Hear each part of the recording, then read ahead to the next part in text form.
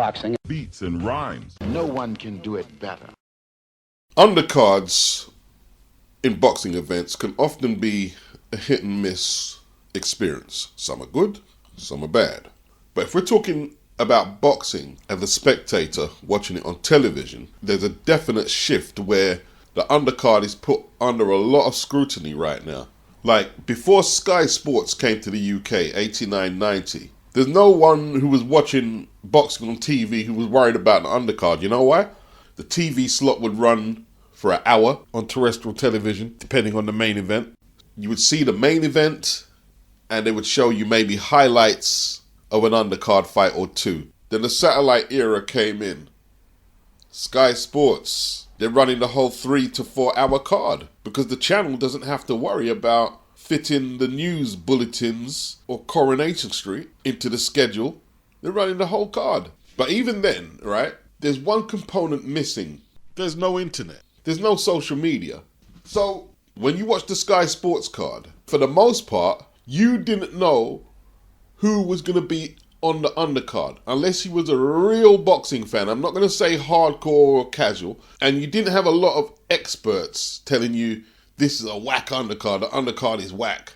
What did Bob Arum say? Nobody cares about the undercard. With social media, everybody has an opinion, like I do. And Eubank versus Benn, April, White Hart Lane, is no exception. Everybody has opinions on the undercard. Opinions are like assholes. Everybody's got one. Pre-social media, I think people more accepted what they was going to get on the undercard. They didn't scrutinize it as much. The information was out there, like on Sky Sports. They would break down the undercard, but the public were more focused on the main event. Unless there was a really outstanding fight on the undercard, that would just be a plus, a bonus, rather than an expectation. Let's say there was a British title fight on Sky. There'd be some shoulder programming concerning the fight, but it's still a relatively niche market on satellite TV as opposed to terrestrial. Most people are going to tune into the fight than they are the shoulder programming. You ain't getting all this information from these websites, these YouTube channels, Twitter. You're not getting as much boxing information. Whether it's Fire Stick, VPN, whatever they're using, illegal streams, legal subscriptions, you have way more access to boxing content than you could dream of back then. Fights, interviews, fight breakdowns, predictions. There's not enough time in the day to watch it all. Nowhere near. Not enough time in a week. Pre-social media, there was nothing like that in place. So people just accepted the undercard for what it was. You bringing the beers round and order the pizza. Lyndon Arthur versus Anthony Yarde. It is technically a rubber match. A lot of people are saying the way Anthony disposed of him in the second fight, there's no need for a rubber match. I would argue Yarde needs a good opponent and he needs to get busy. His last fight against Vilkans was not impressive. Lyndon Arthur, despite the critique, has one of the best jabs in the game. He was a very good amateur. People are viewing it like Lyndon hasn't moved on from 2021. He's actually rebounded with 5 good wins and 1 loss to Dimitri Bivol since the Yarde loss. And if we're just saying, well, basically, fighters are ruined by the last major fight we saw them in, then I don't think that's a good yardstick to judge Lyndon's prospects in the Anthony Yarde fight. I really don't. He's come back with 5 wins, the last of which was against Liam Cameron, who was signed to Queensberry on the strength of his last performance against the Olympic silver medalist Ben Whittaker. I heard someone saying, I'd rather see Liam Cameron versus Yarde. But hold on, didn't Lyndon Arthur beat Liam Cameron in Lyndon's last fight? So that's nitpicking at this point. That's what I feel. I feel it's a good match. I feel they both have a lot to lose. I feel Lyndon being stopped by Yarde in 4 one-sided rounds would have studied what went wrong and would be determined for that not to happen again. Not saying it can't happen again. The Yarde rematch is the only time he's been stopped in his career. 1 fight. This is a guy with a winning record, a former Commonwealth champion with a good knockout percentage, 24 wins, 2 losses, 16 knockouts. He has a good record and is a quality British fighter. But we're saying he can't fight Anthony Yarde. And he's being written off as this being a credible fight. And it's not even a world title. It's not even a British title. It's a perfectly good fight. But in my opinion, a lot of people have just started nitpicking and over-analysing boxing. Perfectly good fight. For an undercard, pay-per-view or not, perfectly good fight. Lyndon Arthur is a good fighter. Still one of Anthony Yarde's best opponents. And vice versa. People talking about Anthony Yarde was distracted.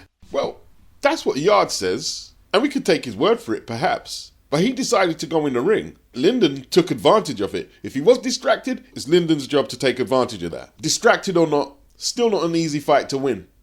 I think it's a good fight. A lot of people disagree, but I think it's a good fight. It sets up many potential domestic clashes. Like, I wouldn't mind seeing Craig Richards fighting Willie Hutchinson in a rematch. That'd be a good rematch. The first fight was really good. The winner could be looking to take on the winner of Arthur and Yarde. A lot of nitpicking, like this boxing game where unless the two fighters have perfect records, there's something wrong with the fight. It's a nonsensical position for a lot of the media and fans to take. It just is. Like Willie Hutchinson. If I was to suggest he fights Anthony Yarde, you'd be saying, oh, Willie just lost to Joshua Buatsi. Then there was talk of Craig Richards fighting Yarde. But Yarde said their friendship is the reason he's not going to fight Craig. You'd have people complaining, oh, Craig just lost his last fight. Yeah, they lost their last fights. They're losing on points to other boxers with winning records. It's really not that bad. Like, I heard people complaining about Callum Smith fighting Joshua Buatsi. No, I don't like this fight because Callum lost against Canelo and Beterbiev. Do they just want to complain more than they want to just watch the boxing, really? Anthony Yarde ranked number 4 by the IBF, number 3 by the WBA, number 4 by the WBC, and number 2 by the WBO. Lyndon Arthur ranked number 4 by the IBF, number 7 by the WBA. Right, so they're both well ranked in the top 10. And your complaint is what again?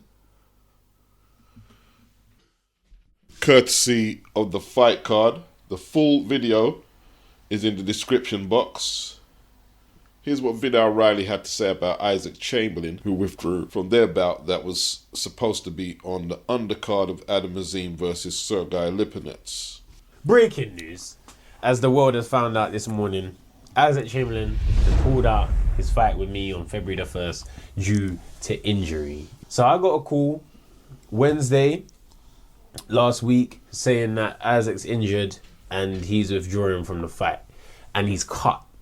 This is what I was told. He received a cut in sparring and it's going to require stitches. Now, apparently he's not cut. Apparently he's got damage to his eyeball, to his retina or something. Something to do with the actual eye. Allegedly. Yeah, Allegedly. Supposedly. Nothing around the eyes, no cuts, something to do with the eyeball. Yeah? This is there's no evidence of this. A young eyelash.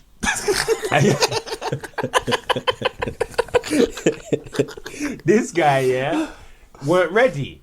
That's the bottom line. So they're saying Isaac was shook. I didn't believe Isaac was injured in sparring.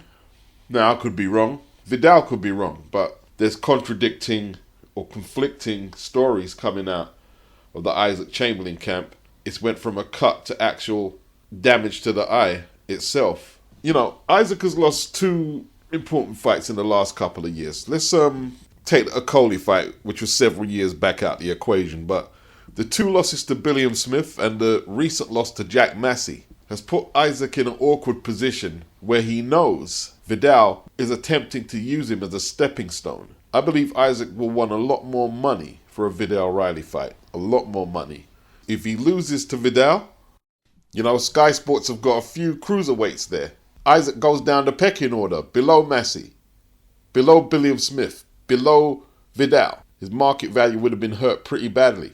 I think it's a strategic pullout by Isaac. Not so much that he's scared of Vidal. In his mind, he just can't afford to drop down the pecking order right now.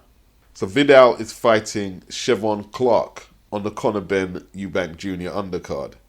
They both have a similar amount of fights. Yes, CHEAVON CLARKE is coming off a loss in Monte Carlo against Leonardo Moscow from France. That was for the European title. Should that loss disqualify him from a fight with Vidal Riley? Of course not. But these days, that's what you hear from people. Oh, well, he's coming off a loss. Once again, the loss was for the European title. And they've got it registered as a split decision. You could argue that the French guy won a UD, but it's a split decision. Chev was coming back into it. He's still full of fight. He still wants to push his capabilities to the limit to see how far he can take it. It's a good fight for Vidal. It's a good fight for CHEAVON Clarke. I still believe that CHEAVON has the British title. I don't know if that will be on the line. He didn't lose it in the ring. CHEAVON does have some skills. I heard some people rubbishing him on the stream because he lost the fight. It was like, what the flip? And then they were saying, I don't know why you hype up CHEAVON like that. When did I hype up CHEAVON? I tell you what, man. Tell you what, people just have crazy takes, innit? That's a competitive fight. CHEAVON, 10 wins, 1 loss, with 7 inside the distance. Vidal is 12-0 with 7 inside the distance. Let's go. It's a well-matched fight. Neither man is world ranked, but if you look at the world rankings, Leonardo Moscow, who beat Chev late last year, he is now world ranked. These are the margins, defeat and victory. And if the British title is on the line, whoever wins will be on the fringe of world rankings. But it's an evenly contested fight. I'd have Vidal a slight favourite. Liam Smith versus Aaron McKenna. Liam is now 33-4-1, 20 inside the distance. He's got more knockouts than Aaron has had fights. Aaron is 19-0, 10 inside the distance. Now, some people are going to complain that Beefy is coming off a loss to Eubank, but look how much experience he has to Aaron McKenna. He destroyed Eubank in the first fight and lost the rematch. Aaron McKenna, just like his brother Stevie, reckless, volume puncher, very tall for a 160-pounder. I'm assuming the fight will be at 160. Liam Smith, on his day, fights very well inside the pocket. And Aaron is not going to use his advantages in height and reach. So the styles should gel very well in that one. But now we can't have that. I mean, Liam just lost. That writes the fight off. I don't think so. Anyone telling you fighters who have losses or are coming off a loss and still have winning records cannot be in a competitive fight, I feel it should be judged case by case for each fighter. Liam Smith is just the fight Aaron McKenna needs. And it's the type of fight Aaron McKenna wouldn't have had without a Saudi bag. Do you think Liam Smith would line himself up to be a stepping stone potentially for Aaron McKenna? They have to give Liam a bag. Liam's a former world champion, coming off a loss or not. Now, I'm not here to sell this as the greatest undercard. I'm saying it's acceptable. It's definitely acceptable. There's not one fight where an opponent has a losing record so far on the undercard. Not one. Most of the fighters on the card are world ranked. It's not cheap to put this card together either. It's not the most expensive card, I'm not saying that, but it's not cheap to put together, considering the main event is not a world title fight. That's probably the reason Isaac pulled out the fight. I mean, how much was he going to get paid to fight Vidal Riley on the undercard of Adam Mazim against Sergei Lipinets? Now, if he was getting the Saudi money, he probably would have fought Vidal Riley. And that's why we get competitive fights anytime Turkey constructs a boxing card. We get competitive fights. Don't see people with horrible records or, horrible form like that. I think the Saudis have let a few slip below the radar, like Mark Demore versus Filip Pogovic. Horrible matchmaking. Now, when that fight was made, I was highly critical, and justifiably. All the fights on this card here so far are way more competitive than that. Aaron McKenna, ranked number 15 by the IBF, number 13 by the WBO, and Liam Smith ranked number 10 by the WBC. I guess the first thing I want to ask is, why do you think Chris, at the level he's at, with potentially the routes that he could take, he decided to take this fight knowing the risk that's involved? Well, number one, had it not been for His Excellency Ben Shalom, Nova, my management, and Team Eubank, I wouldn't even be here. So obviously, huge thanks to you guys for making it happen. Eternally grateful. I wanted to fight over there for a long time, and I didn't care if it was a TV spot or on the undercard and 10 people saw it, because I knew everybody would hear it. The massacre I put on. But as far as Chris Billiam don't want to fight me. His back is against the wall, and he knows it. This is a turning point in his career. It's either shit or get out the pot. And for myself as well. But for him, he's former world champion. I'm just the loudmouth American that he should smash, right? He's more or less being forced into the fight without it being said. You're being forced into the fight. Big up Base the Kid. That's Base talking to Brandon Glanton. 20 wins, 2 losses, 17 inside the distance. 32-year-old from California. He takes on Chris Billiam Smith. 20 wins, 13 inside the distance, 2 losses. 34 years of age, coming off that loss in November to Zerdo in a unification. Chris Billiam Smith had to delay his flight back to England from Riyadh by 8 hours to receive treatment. Damage to both hands, a rib injury. He also had a number of deep cuts around the eye, particularly the left eye. But they're saying he's healed up and he's ready to go. Once again, would he be coming back this quick if that Saudi money wasn't perhaps an incentive? Is he healed up properly? Well, he won't get in the ring without taking the medicals. So he's ready to go. And he did say when he comes back after the Zerdo loss, it's got to be at top level. So he doesn't want to drop down a level. That cannot motivate Chris Billiam Smith. And Brandon, he's got a couple of losses on his record, but he's currently on a winning streak of 3 knockouts. And he's hungry. This is a big opportunity for him. And it's an acceptable opponent considering Chris Billiams' last fight. These are all competitive fights. Somewhere along the line, a lot of boxing fans, a lot of boxing media and YouTube channels, I think you think if you're extra harsh on your observations on boxing, it makes you more authentic. You see, I'm keeping it old school. And you're not really, in all truth. You're not. There are no obvious walkovers on this undercard. There's nobody coming off 4 or 5 losses. And hey, if you can bring me the data where I'm wrong, that historically all the cards were more stacked than this, well, show me. Chris Billiam Smith ranked number 4 with the WBO and the WBC. His opponent is ranked number 11 with the IBF, number 3 with the WBA. So he's closing in on a title shot if he beats Billiam Smith. He's also ranked number 5 with the WBC and number 7 with the WBO. So don't tell me that's not a competitive fight. Don't tell me that. I don't think a lot of people know what a good fight card is. They know how to complain. Oh, the atmosphere's dead. And that complaint is mostly from people who are watching it on television or on their phone. And let's just throw this one in for measure. Chris Eubank rated number 3 IBF, number 6 WBA, number 2 WBC. That's at 160.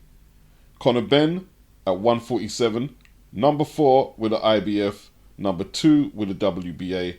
Number 2 with the WBC. So basically, and I'm sure I haven't miscalculated, everybody on this card is ranked apart from VIDDAL Riley and CHEAVON CLARKE. Has at least a couple of world rankings. Now, the challenge is to go and find how much more fight cards in recent years can brag such a statistic. Whether it's a world title main event or not, like Eubank and Benn. Pay-per-view or not pay-per-view. The card is aimed at a UK audience, primarily. Those who are boxing fanatics all around the globe, they'll watch it too. But it's aimed at a UK market. 3 of the fights pit matchroom fighters against boxer fighters. And despite all the little jabs they've took at the undercard, I guarantee you, those who are watching it, just like most of the Riyadh season cards that have had to endure a lot of criticism, don't like this matchup, don't like this, don't like that, will be entertained fight by fight.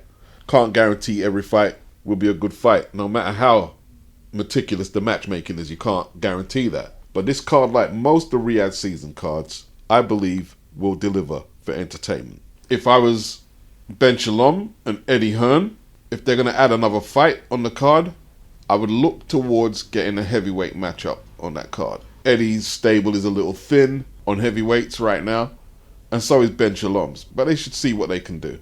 Perhaps have a wild card heavyweight fight where Ben Shalom can recruit a heavyweight, a top 10 heavyweight perhaps, and likewise for Eddie Hearn. Keep the boxer versus matchroom theme going at heavyweight. Boxing Beats and rhymes. No one can do it better.